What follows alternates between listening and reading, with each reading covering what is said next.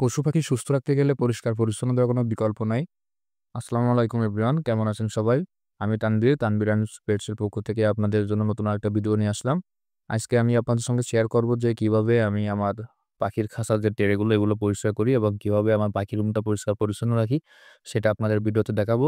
আপনারা দেখতে পাচ্ছেন ট্রে আমার পরিষ্কার করা শেষ। এখন যে ময়লাগুলো আছে পাখির লোম বা খাবারের খোসা, এটা আমি সুন্দর করে ঝাড়ু দিয়ে দিচ্ছি আমার পাখির রুমটা।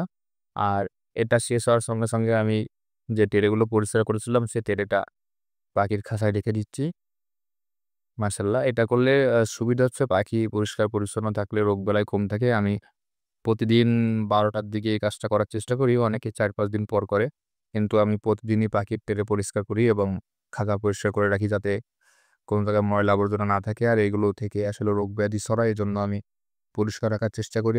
এইখানে দেখতেছেন আমার একজোড়া ককাটেল পাখির বক্সে ৩ টা বাচ্চা আছে। মাশাআল্লাহ, বাচ্চাগুলো আস্তে, আস্তে বেশ বড় হয়ে যাচ্ছে এবং খুব শীঘ্রই এগুলো সেলের উপযোগী হয়ে যাবে আর অল্প কিছুদিনের ভিতর। আর এখানে আমার কোয়েল পাখির সেটআপটা।